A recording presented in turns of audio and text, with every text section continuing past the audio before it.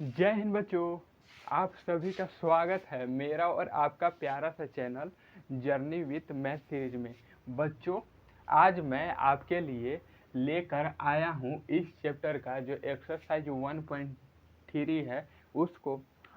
और आज के इस वीडियो के अंदर इस एक्सरसाइज 1.3 के जो क्वेश्चन हैं उसको हम लोग एक एक करके हम लोग जो हैं वो सॉल्व करेंगे।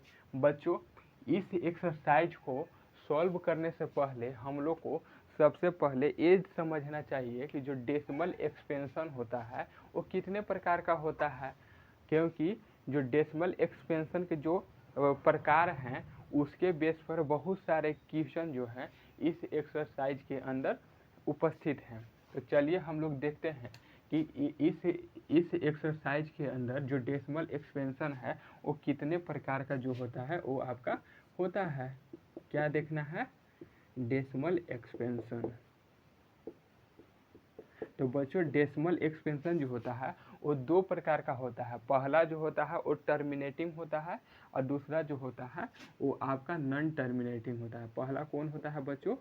तो आपका वो टर्मिनेटिंग डेसिमल एक्सपेंशन होता है और दूसरा जो होता है वो आपका नॉन टर्मिनेटिंग डेसिमल एक्सपेंशन होता है बच्चों। नॉन टर्मिनेटिंग डेसिमल एक्सपेंशन होता है। और इन दोनों के जो मतलब टर्मिनेटिंग डेसिमल एक्सपेंशन किसको बोलेंगे, नॉन टर्मिनेटिंग डेसिमल एक्सपेंशन किसको बोलेंगे, इसको समझने के लिए हम लोग उदाहरण के रूप में इस एक्सरसाइज के जो क्वेश्चन नंबर फर्स्ट है उसको लेते हैं। उसके माध्यम से हम लोग समझते हैं कि जो टर्मिनेटिंग है और नॉन टर्मिनेटिंग डेसिमल एक्सपेंशन है वो आखिर में होता क्या है। ठीक है बच्चों, तो इस एक्सरसाइज के जो क्वेश्चन नंबर फर्स्ट है बच्चों, इसके अंदर कुल जो है वो 6 सब क्वेश्चन है। जैसे पहला जो इसके अंदर सब क्वेश्चन है बच्चों वो है आपका 36/100। ठीक है। इसके अंदर जो दूसरा सब क्वेश्चन है बच्चों उसका नाम है 1/11। इसके अंदर तीसरा जो सब क्वेश्चन है बच्चों उसका वो है आपका 4 इंटीजर 1/8 है। ठीक उसी प्रकार से इसके अंदर जो चौथा सब क्वेश्चन है बच्चों वो है आपका 3/13 और पांचवा सब क्वेश्चन है 2/11 और छठा है आपका जो है वो 329 बटा जो है वो 400। ठीक है बच्चों, तो ये छठ जो है इस एक्सरसाइज के जो क्वेश्चन नंबर फर्स्ट है उसके अंदर है। अब बच्चों, इस एक्सरसाइज के अंदर जो क्वेश्चन नंबर फर्स्ट है वो बोल रहा है कि इन सभी नंबर के ये जो सभी नंबर है इन सभी नंबर के जो डेसिमल एक्सपेंशन को फाइंड आउट करना है। और डेसिमल एक्सपेंशन को फाइंड आउट करने के बाद हम लोग को ये बताना है कि इनका डेसिमल एक्सपेंशन जो है वो टर्मिनेटिंग है या नॉन टर्मिनेटिंग है। तो चलिए हम लोग देखते हैं कि इनमें से कि कौन कौन सा ऐसा नंबर है जिनका डेसिमल एक्सपेंशन जो है वो आपका टर्मिनेटिंग है और नॉन टर्मिनेटिंग है। तो बच्चों, डेसिमल एक्सपेंशन को फाइंड आउट करना है तो आपको क्या करना है कि आपको सिंपल क्या करना है कि ये जो 36 है ये इसको 100 से जो है डिवाइड कर देना है। तो 36 को 100 से डिवाइड करने के बाद जो आपको रिजल्ट मिलता है उसी को हम बोलते हैं कि वो आपका डेसिमल एक्सपेंशन है। जैसे एग्जाम्पल के रूप में जब 36 को 100 से डिवाइड करोगे तब आपको रिजल्ट जो है बच्चों वो आपका 0.36 मिलेगा। यही जो है इस नंबर का डेसिमल एक्सपेंशन हुआ। अब बच्चों आप देख सकते हो कि ये नंबर जो है वो डेसिमल के बाद जिस डिजिट के ऊपर जाकर रुक रहा है वो है आपका 6। मतलब टर्मिनेटिंग नंबर जो है हम उन सभी नंबर को कहते हैं जो नंबर डेसिमल के बाद किसी विशेष डिजिट के ऊपर जाकर रुक जाता है। तो आप देख सकते हो बच्चों कि 36/100 यह एक ऐसा नंबर है जो दशमलव के बाद या डेसिमल के बाद एक विशेष डिजिट के ऊपर जाकर रुक रहा है जिसका नाम है 6। इसलिए हम कहेंगे कि 36/100 के जो डेसिमल एक्सपेंशन है वो है आपका टर्मिनेटिंग।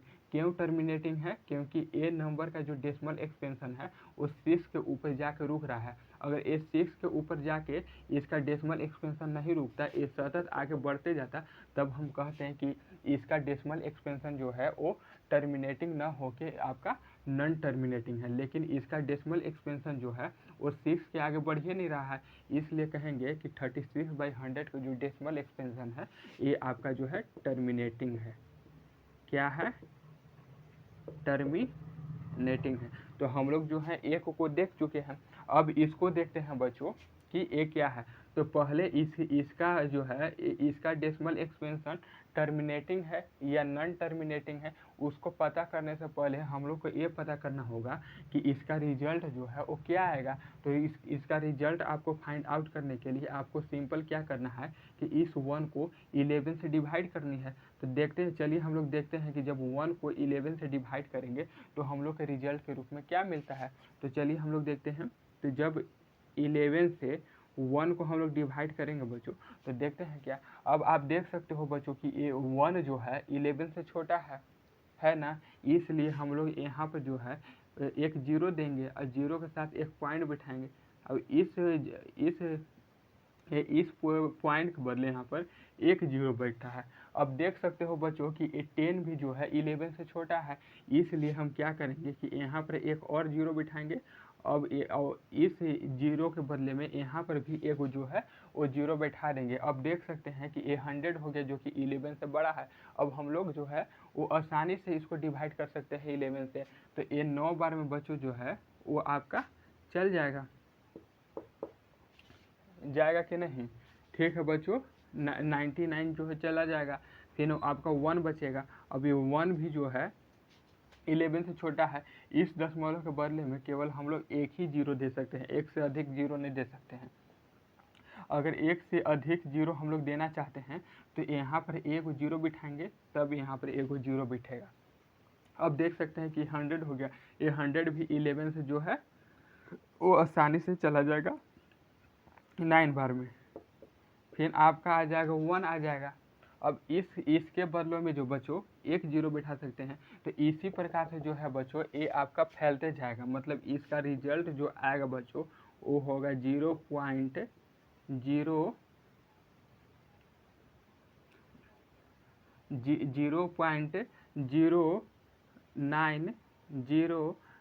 ठीक इसी प्रकार से जो है वो आपका आगे बढ़ते जाएगा। तो अब आप बच्चों देख सकते हैं कि जब 1 को 11 से डिवाइड किए तब इस नंबर का जो डेसिमल एक्सपेंशन है वो आपका 9 के बाद जो है वो सतत आगे बढ़ रहा है, वो कहीं भी नहीं रुक रहा है।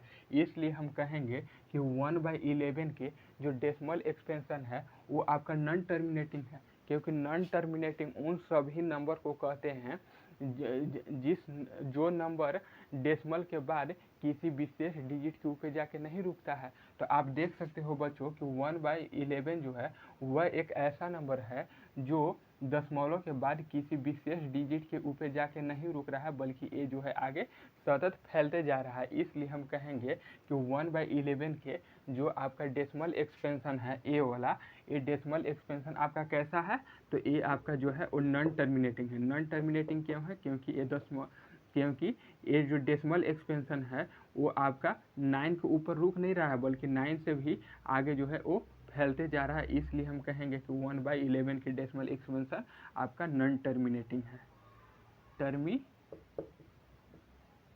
है। तो हम लोग जो है बच्चों हम लोग जो है वो 2 ठो हम लोग सॉल्व कर चुके हैं। अब इसी प्रकार से बच्चों हम लोग इसको भी हम लोग सॉल्व करते हैं। तो बच्चों इसको अगर हम लोग सिंपल फॉर्म में हम लोग लाना चाहें तो कैसे ला सकते हैं? तो 8 से 4 में गुना करके 1 को जो है जोड़ देना है। तो 8 4 या क्या होता है? तो 8 4 जो होता है वो 32 होता है, और 32 में 1 अगर जोड़ेंगे तो आपका 33/8 आएगा। अब इसका डेसिमल एक्सपेंशन जो है वो हम लोग को फाइंड आउट करना है। तो इसका डेसिमल एक्सपेंशन फाइंड आउट करने से पहले हम लोग को क्या करना होगा कि ये जो 33 है इसको 8 से डिवाइड करनी होगी। तो हम लोग देखते हैं कि इसको क्या आता है रिजल्ट। तो जब 33 को 8 से डिवाइड करेंगे तो देखते हैं क्या आता है। अब बच्चों 8 जो है वो 33 को कितना बार में काट देगा? तो 8 चौका 32, 4 बार में जो होता है 32 हो जाएगा। यहाँ पर 1, अब ये 1 जो है 8 से छोटा है, इसलिए यहाँ पर एक दशमलव देंगे। अब इस दशमलव के बदला में यहाँ पर एक 0 बैठता है। अब देख सकते हैं कि ये 10 जो है वो 8 से बड़ा हो गया, इसलिए ये 8 जो है इस 10 को एक बार में जो है वो काट देगा और बचे यहाँ पर 2 हो जाएगा। अब देख सकते हैं कि ये 2 भी जो है वो 8 से छोटा है, जिसके कारण ये दशमलव के बदले में यहाँ पर एक 0 लाएंगे। अब ये 8 जो है इस 20 को 2 बार में काट देगा, क्योंकि 8 2 जो होता है वो आपका 16 होता है, 40 हो गया। ठीक उसी प्रकार से तो 5 बार में जो है वो 40। तो इसका डेसिमल एक्सपेंशन जो है बच्चों वो आपका आएगा 4.125। अब आप देख सकते हो बच्चों, अब आप यहाँ पर देख सकते हो बच्चों कि 33/8 जो है वह एक ऐसा नंबर है जो दशमलव के बाद जिस डिजिट के ऊपर जाकर रुक रहा है उसका नाम है 5। इसलिए हम कहेंगे कि 33/8 के जो डेसिमल एक्सपेंशन है वो आपका जो है टर्मिनेटिंग है। क्यों टर्मिनेटिंग है? क्योंकि टर्मिनेटिंग जो है उन सभी नंबर को कहते हैं जो नंबर दशमलव के बाद किसी विशेष डिजिट के ऊपर जाके रुक जाता है। तो ये तो रुक ही रहा है, 33/8 जो है वो दशमलव के बाद इस 5 के ऊपर जाके रुक रहा है, ये 5 से आगे जो है नहीं बढ़ रहा है। इसलिए हम कहेंगे कि 33/8 के जो डेसिमल एक्सपेंशन है ये आपका जो है टर्मिनेटिंग है।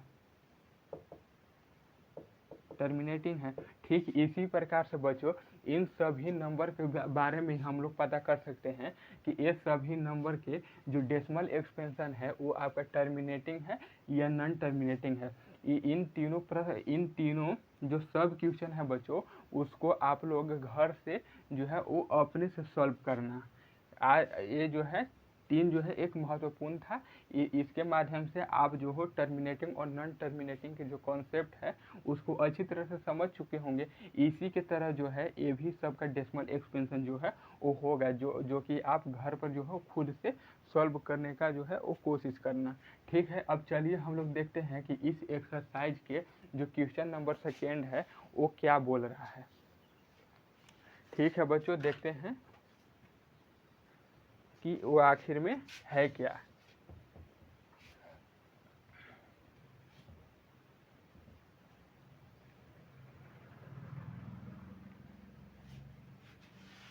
देखते हैं कि क्या बोल रहा है इस क्वेश्चन।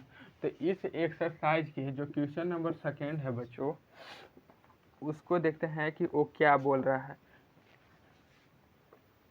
बोल रहा है बच्चों बोल रहा है कि इसमें जो है बच्चों एक गिवन दिया हुआ है। गिवन क्या दिया है? तो 1/7 का जो है वो डेसिमल एक्सपेंशन ये बताता है कि जब 1/7 को सॉल्व करते हैं तो इसका डेसिमल एक्सपेंशन जो होता है वो आता है आपका 1.0.14285 के ऊपर 12। अब बोल रहा है कि जब 1 को 7 से डिवाइड करते हैं तो हम लोग को जो है इस तरह का जो है वो डेसिमल एक्सपेंशन हम लोग को मिलता है। और इसी तरह जो है मतलब इसी प्रकार के हम लोग को जो है वो नंबर दिया हुआ है और उस नंबर को सॉल्व करने के बाद जो है इसी फॉर्म में हम लोग को डेसिमल एक्सपेंशन फाइंड आउट करना है। जैसे एग्जाम्पल के रूप में बच्चों इसके अंदर जो है वो कुल पाँच जो है वो आपका सब क्वेश्चन दिया हुआ है, जिसमें से पहला जो है बच्चों वो आपका है 2/3, दूसरा जो है वो 3/7 है, 2/7 है, तीसरा 3/7 है, चौथा जो है वो 4/7 है, तीसरा जो है 4/7, चौथा जो है 5/7 है और पांचवा जो है वो आपका 6/7 है। तो एक कुल जो है वो 5 सब क्वेश्चन नंबर सेकेंड में दिए हुए हैं और बोल रहा है कि इन सभी का जो डेसिमल एक्सपेंशन है इस फॉर्म में हम लोग को फाइंड आउट करना है। तो हम लोग कैसे फाउंड आउट करेंगे बच्चों? तो आप लोग को क्या करना है कि इस 2 को सिंपल आपको 7 से डिवाइड कर देनी है। तो जब आप 7 से 2 को डिवाइड करोगे तो क्या आप लोग के रिजल्ट मिलेगा बच्चों? तो देखते हैं क्या रिजल्ट मिलता है। तो ये 2 बार में 14 चला जाएगा, 6 हो जाएगा, 0 हो जाएगा, 8 बार में 56 जो होगा 4 0,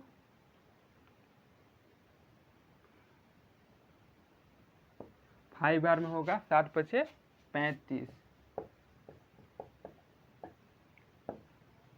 49, 1 हो जाएगा, 50 हो जाएगा, 0 7 49 7 3 0 28 30 होता है, 7 दूनी 14। तो बच्चों जब इसको 2 को 7 से आप डिवाइड करोगे तो आप लोग को जो रिजल्ट है वो मिलेगा आपको 0.285714। ये आपको जो है कुल मिलेंगे बच्चों आपको रिजल्ट। अब आप देख सकते हो बच्चों कि अगर जब 2/7 को आप इससे आगे जो डिवाइड करोगे तो आपको ए नंबर जो है वो रिपीटेड होगा। मतलब ए नंबर जो है, ए वाला मतलब डिजिट का जो ब्लॉक है वो बार बार जो है वो रिपीट होता है जब आप 2/7 को इससे आगे जो है वो डिवाइड करने की कोशिश करते हो तब। तो आप देख सकते हो बच्चों कि जो 2/7 है वो 2/7 के जो मुख्य डिजिट है यहाँ पर जाकर रुक जाता है। अगर आप इससे भी ये आखिर में देखा जाए तो ये 2/7 का जो डेसिमल एक्सपेंशन है ये आपका जो है नॉन टर्मिनेटिंग है। लेकिन नॉन टर्मिनेटिंग में जो होता है ये आपका रिपीटिंग है, क्योंकि 4 के बाद इसका जो डेसिमल डिजिट होता है वो बार बार रिपीट करने लगता है। इसलिए हम कहेंगे कि जब 2/7 को जब हम डेसिमल एक्सपेंशन फाइंड आउट करेंगे तब इस फॉर्म में जो हम लोग को डेसिमल एक्सपेंशन इसका मिलेगा वो मिलेगा ए। ठीक उसी प्रकार से बच्चों इन सभी नंबर का भी जो है हम लोग डेसिमल एक्सपेंशन इसी प्रकार से फाइंड आउट कर सकते हैं 3/7 का भी फाइंड आउट कर सकते हैं, 5/7 का भी फाइंड आउट कर सकते हैं और 6/7 का भी हम लोग जो है वो फाइंड आउट कर सकते हैं। तो इन सभी को बच्चों आप लोग घर से सॉल्व करना है। यहाँ पर जो है एक हम बता दिए कि ये जो है किस प्रकार से जो है वो आपका इनका डेसिमल एक्सपेंशन फाइंड आउट करनी है। आपको जो बच्चों इसका डेसिमल एक्सपेंशन उस डिजिट तक निकालना है जो जिस डिजिट तक जो है वो रिपीट करना जो है दोबारा से प्रारंभ नहीं करता है। जब बच्चों अब इससे आगे अगर आप इसका डेसिमल डिजिट फाइंड आउट करना चाहोगे ना बच्चों तो यही वाला नंबर जो है इधर बार बार रिपीट होते जाएगा। जब आप इसका मतलब इससे भी आगे मतलब इसका डेसिमल एक्सपेंशन फैलाना चाहोगे तब इसका जो है जो डेसिमल एक्सपेंशन है वो यही नंबर पर रिपीट होगा डेसिमल एक्सपेंशन में, जैसे 2 8 5 7 1 4 इसी प्रकार से जो है वो रिपीट होगा। समझ गए बच्चों? तो इस प्रकार से जो है वो एक्सरसाइज 1.3 को हम लोग सॉल्व कर सकते हैं। अब हम लोग देखते हैं इस एक्सरसाइज के क्वेश्चन नंबर 3 कि वो क्या बोल रहा है। चलिए देखते हैं।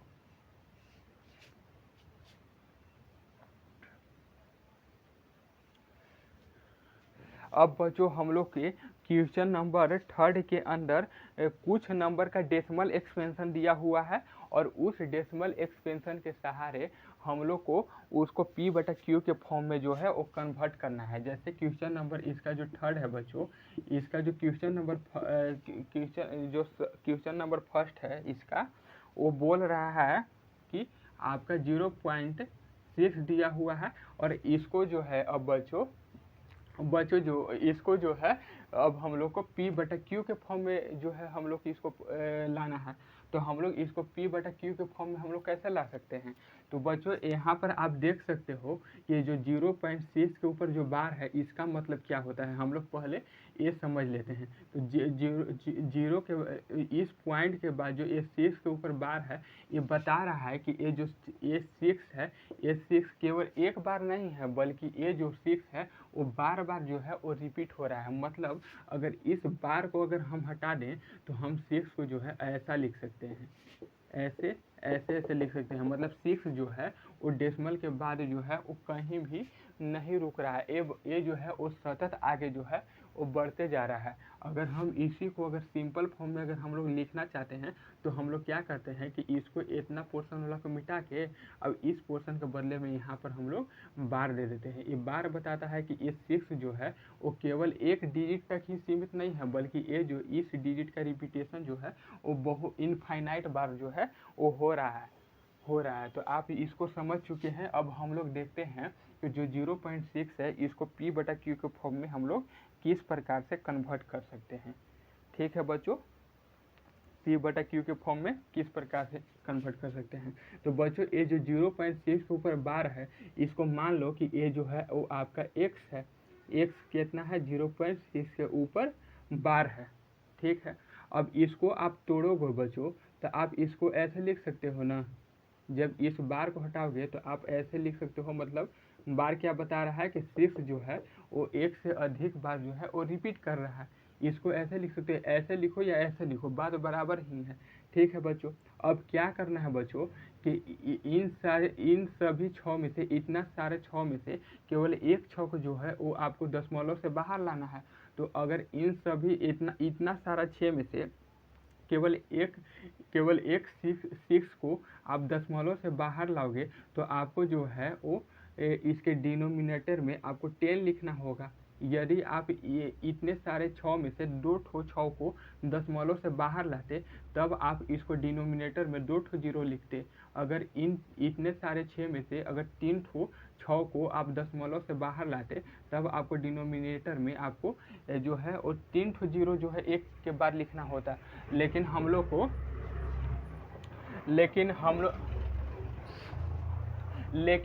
हम लोग जो है इतने सारे 6 में से केवल एक 6 को जो है वो हम लोग दशमलव से बाहर लाना चाहते हैं। चलिए हम लोग लाते हैं, दशमलव से हम लोग बाहर लाना चाहते हैं। तो जब हम लोग इसको दशमलव से बाहर लाएंगे तो इस प्रकार से कुछ नंबर दिखेगा कि नहीं।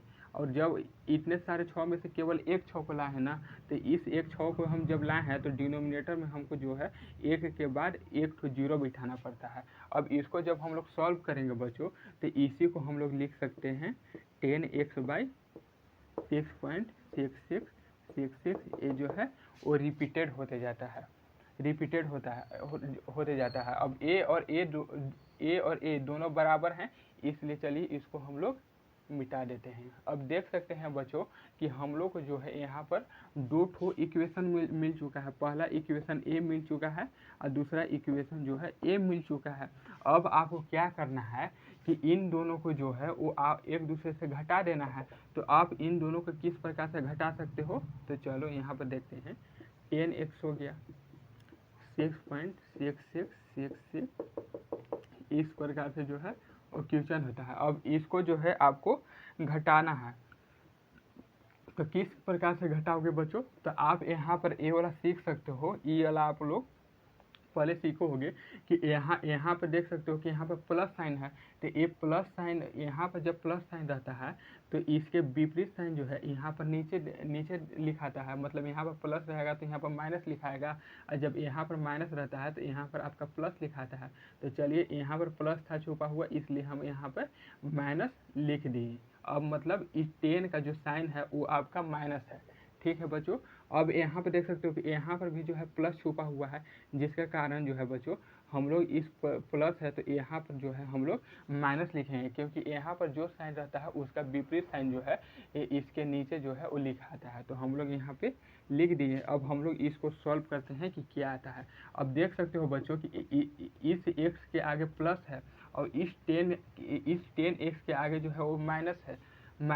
अब जब इसको प्लस और माइनस करेंगे तो प्लस माइनस क्या होता है, माइनस होता है, और माइनस होता है। माइनस का मतलब क्या हो गया कि 10x में से x को जब घटाएंगे तो हम लोग को आएगा कितना, 9x आएगा। अब देख सकते हो बच्चों कि आपका 10 बड़ा है या 10x बड़ा है, तो 10x बड़ा है, इसलिए इस 9x के आगे जो साइन लिखाएगा वो लिखाएगा आपका माइनस, क्योंकि इस 10x का जो आगे साइन है वो है आपका माइनस ना, इसलिए हम यहाँ पर माइनस लिखेंगे, क्योंकि जो बड़ा नंबर होता है उस बड़ा नंबर के आगे जो साइन रहता है उसी को हम लोग जो है उसके रिजल्ट के आगे लिखते हैं। ठीक है बच्चों। ठीक उसी प्रकार बच्चों जब हम लोग इतना में से इसको हम लोग जब घटाते हैं तब हम लोग को जो रिजल्ट मिलता है बच्चों वो मिलता है हम लोग को 6।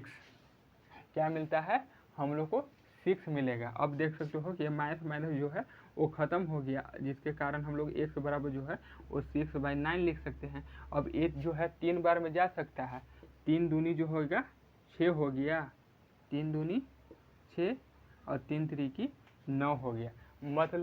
मतलब 0.6 के ऊपर जो बार है उसको हम लोग P/Q के फॉर्म में इस प्रकार से हम लोग कन्वर्ट कर सकते हैं। ठीक है बच्चों, हम लोग इसको देख चुके हैं। अब हम लोग इस क्वेश्चन के अंदर जो सेकेंड क्वेश्चन है उसको देखते हैं कि वो क्या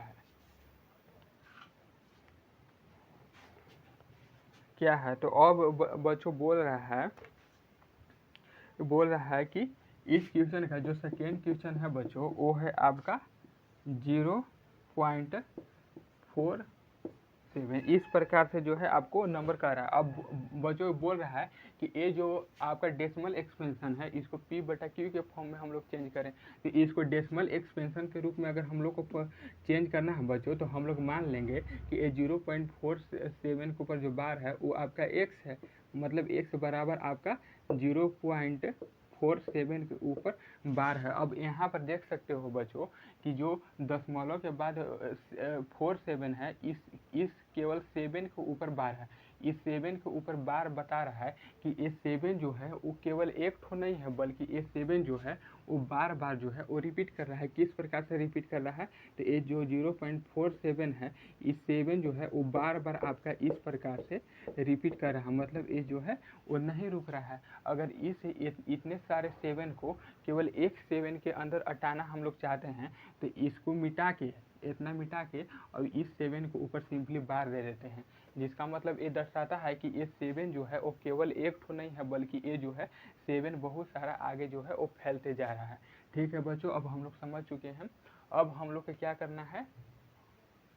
करना है कि इस 0.47 के ऊपर जो बार है इसमें से जो 4 है इस 4 को दशमलव के बाहर हम लोग लाना चाहते हैं। तो जब हम लोग बाहर लाएंगे तो डिनोमिनेटर में हम लोग 1 के बाद एक ठो 0 लिखते हैं ना। अगर इस दशमलव के बाद बार जितने भी डिजिट है, अगर उतने डिजिट में से केवल दो ठो डिजिट दशमलव के बाद हम लोग लाएंगे तो डिनोमिनेटर में जो है वो आपका 2 ठो जो है वो 0 लिखाएगा। मतलब दशमलव के बाद जितने भी डिजिट है उनमें से हम जितने डिजिट को दशमलव के बाहर लाते हैं उतना ही हम लोग 0 जो है वो हम लोग डिनोमिनेटर में लिखते हैं। अब देख सकते हो कि इस दशमलव के बाद जो 4 है इस 4 को केवल हम लोग जो है वो दशमलव से बाहर ला रहे हैं, इसलिए हम लोग डिनोमिनेटर में क्या लिखेंगे, डिनोमिनेटर में जो है वो एक ठो 0 देंगे। मतलब इस 4 को जो है तीर के आप जो है दशमलव के बाहर जब लाओगे तो आपको इस प्रकार से कुछ नंबर आपको देखने को मिलेगा। अब चूंकि आप जो है केवल 4 को ना दशमलव से बाहर लाए हो, इसलिए आप डिनोमिनेटर में आप 10 लिखोगे, मतलब 1 के बाद एक ठो 0 लिखोगे। तो जब आप इसको सॉल्व करोगे बच्चों तो आपको कुछ इस प्रकार से जो है वो आपको जो है आपका जो है वो इक्वेशन मिलेगा। ठीक है, इस इक्वेशन को मान लो कि ये इक्वेशन जो है वो आपका फर्स्ट है। अब यहाँ पर आप देख सकते हो बच्चों कि ये जो 7 के ऊपर बार है, इस 7 के ऊपर बार का मतलब हुआ कि ये 7 जो है केवल एक ठो तो है नहीं, ये 7 जो है वो एक से अधिक टाइम जो है वो रिपीट कर रहा है। और उन एक से अधिक 7 में से केवल एक ठो 7 को जो है वो दशमलव से बाहर हमको लाना है। चलिए हम लोग लाते हैं, 10x हो गया। जब बहुत सारे 7 में से एक ठो 7 को हम लोग दशमलव से बाहर लाएंगे तो तब हम लोग डिनोमिनेटर में 10 लिखेंगे। ठीक है बच्चों, जब हम लोग बहुत सारे 7 में से एक ठो 7 लाएंगे तो कुछ हम लोग को इस प्रकार का जो है वो नज़ारा देखने को मिलेगा। अब बदले में हम लोग नीचे जो है वो 10 लिखते हैं। अब इसको सॉल्व करोगे बच्चों तो हम लोग को कुछ इस प्रकार का इक्वेशन मिलेगा 47/7 के ऊपर 12। अब मान लो कि ये जो है आपका सेकेंड क्वेश्चन हो गया, सेकेंड इक्वेशन हो गया। अब चलिए इन दोनों फर्स्ट और सेकेंड को जो है वो सॉल्व करते हैं from equation first and second. चलिए इसको सॉल्व करते हैं। आपका फर्स्ट इक्वेशन क्या है, 10x है बराबर 4.7 के ऊपर 12 है। सेकेंड इक्वेशन क्या है, वो आपका 100x है और वो आपका 47/7 के ऊपर 12 है। अब यहाँ पर देख सकते हो बच्चों कि यहाँ 100 के आगे जो साइन छुपा हुआ है वो आपका पॉजिटिव है। अब इस पॉजिटिव साइन के विपरीत जो साइन होता है वो आपका निगेटिव होता है, जो कि यहाँ पर लिखाएगा। अब इसके आगे देख सकते हैं बच्चों कि इसके आगे भी जो है पॉजिटिव साइन छिपा हुआ है, जिसके कारण इसका विपरीत साइन जो है इसका नीचे लिखाता है, निगेटिव लिख देंगे। अब देख सकते हैं कि प्लस और माइनस क्या होता है, माइनस होता है। जब 100 में से 10 को घटाओगे तो आपका आएगा 90x आएगा। अब देख सकते हो बच्चों कि इन दोनों नंबर में से जो नंबर बड़ा है वो 100 है और 100 का साइन कोई चीज़ है, निगेटिव है, इसलिए हम यहाँ पर निगेटिव लिखेंगे। ठीक है बच्चों। अब देख सकते हो कि यहाँ पर प्लस है, यहाँ पर माइनस है, तो प्लस माइनस क्या होता है, माइनस होता है। जब 47 इस नंबर में से इस नंबर को जब आप घटाओगे तो आपको जो नया नंबर मिलेगा वो मिलेगा आपका क्या मिलेगा, तो वो आपका मिलेगा 43। और देख सकते हो कि इन दोनों में से जो नंबर सबसे बड़ा है वो है ए। अब इस नंबर का साइन क्या है, निगेटिव है, इसलिए यहाँ पर निगेटिव लगेगा। अब ए निगेटिव जो है हट जाएगा और जब इसको हम लोग सॉल्व करेंगे बच्चों तो आएगा आपका 43/90। तो जो एक क्वेश्चन नंबर सेकेंड था उसको इस प्रकार से जो है हम लोग सॉल्व कर सकते हैं, मतलब P/Q के फॉर्म में ये आ सकता है। मतलब ये जो 4.47 के ऊपर बार है इसको हम लोग P/Q के फॉर्म में हम ऐसे लिख सकते हैं 43/90।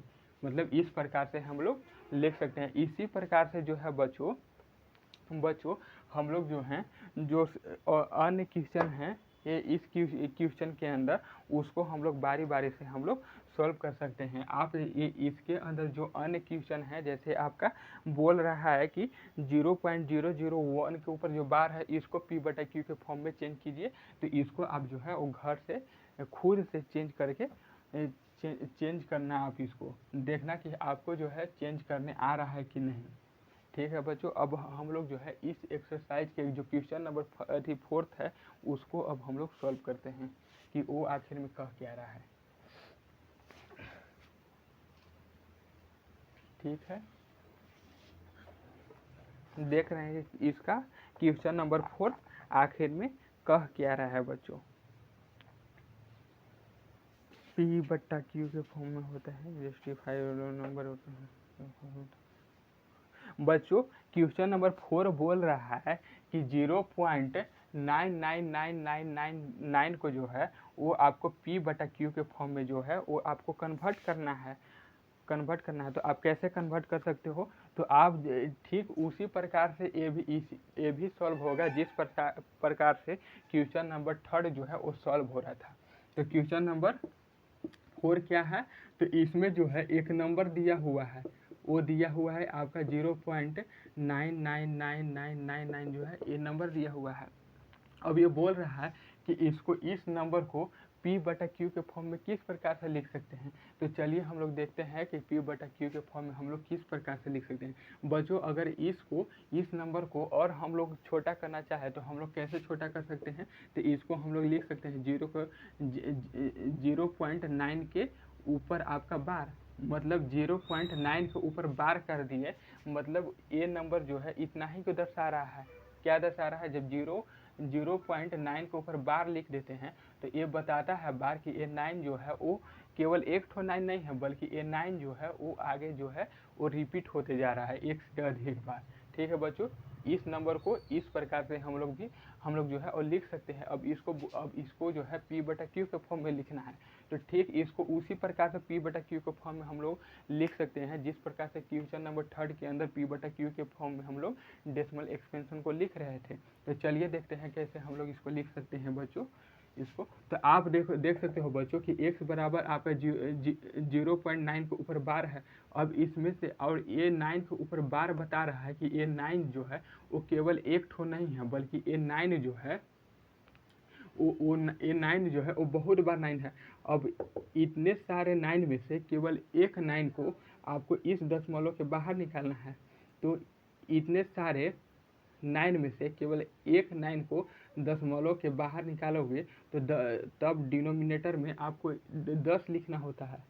ठीक है बच्चों, जब इतने सारे 9 में से केवल एक 9 को आप दशमलव के बाहर निकालोगे तो इसके बदले में जो बच्चों आपको डिनोमिनेटर में एक 10 लिखना पड़ता है। अगर इतने सारे 9 में से अगर 2 ठो 9 को दशमलव के बाहर निकालते तब आप डिनोमिनेटर में 10 की जगह पर 100 लिखते। ठीक है बच्चों, मतलब जितना आप जो है इसमें से इतने सारे 9 में से आप 9 को दशमलव के बाहर निकालोगे उतना सारा जो है 10 आपको इस डिनोमिनेटर में लिखना होगा। हम इतने सारे 9 में से केवल एक 9 को दशमलव के बाहर निकाले हैं, इसलिए हम डिनोमिनेटर में केवल एक 10 लिखे हैं। अगर 2 ठो इतने सारे 9 में से 2 ठो 9 को अगर दशमलव से बाहर निकालते तब हम डिनोमिनेटर में 2 ठो 10 लिखते। ठीक है बच्चों, अब इसको अगर हम लोग सॉल्व करना चाहें बच्चों तो इसको हम लोग कैसे सॉल्व कर सकते हैं। तो इसको हम लोग लिख सकते हैं 10x इक्वल टू 9.999999 इस प्रकार से जो है और नंबर लिख सकते हैं। ये आपका क्वेश्चन नंबर फर्स्ट हो गया बच्चों। अब ये जो है आपका क्वेश्चन नंबर सेकेंड हो गया। अब इन दोनों को जो है वो सॉल्व करते हैं। तो from equation first and second. ठीक है बच्चों तो इन दोनों इक्वेशन को अब हम सॉल्व करना चाहते हैं तो हम लोग इसको कैसे लिख सकते हैं। तो x बराबर 0.999 ये जो है आगे सतत बढ़ते जा रहा है। इक्वेशन सेकेंड क्या है, तो 10x बराबर 9.9999 ये भी जो है वो आगे बढ़ते जा रहा है। अब इसको जो है हम लोग सॉल्व करना चाहते हैं। अब देख सकते हो कि इस 10 के आगे जो साइन है वो प्लस है और यहाँ पर जो साइन रहता है उसका निगेटिव साइन जो है यहाँ पर लिखाता है। अब यहाँ पर भी पॉजिटिव है, यहाँ पर जो साइन रहेगा उसका नीचे जो है वो जस्ट उल्टा साइन लिखाता है, तो ये आपका निगेटिव हो गया। अब देख सकते हो कि यहाँ पर प्लस है और ये आपका माइनस है, तो जब आप प्लस को माइनस से मल्टीप्लाई करते हो तो आपको रिजल्ट जो है वो आपका माइनस में मिलता है। तो आप 10 में से जो है आप 10x में से x घटाओगे तो आपको आएगा 9x और इन दोनों में से जो बड़ा अंक है वो है आपका 10, इसलिए इस 10 का जो साइन है वो यहाँ पर लिखा जाएगा। ठीक है बच्चों, अब ठीक इसी प्रकार से जो है वो आपका जो है जब आप 0.99 में से आप इसको घटाओगे तो आपको जो रिजल्ट मिलेगा बच्चों वो आपको मिलेगा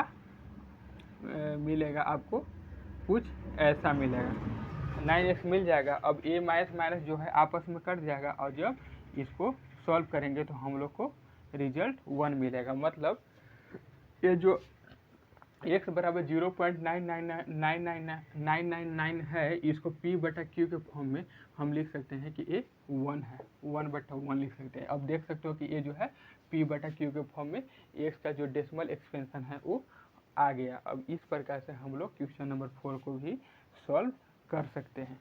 ठीक है बच्चों आज बस इतना ही हम लोग क्वेश्चन को देखते हैं। नेक्स्ट वीडियो के अंदर इस एक्सरसाइज के जो अन्य क्वेश्चन हैं उसको एक एक करके हम लोग सॉल्व करेंगे। आज बस इतना ही। जय हिंद, जय भारत।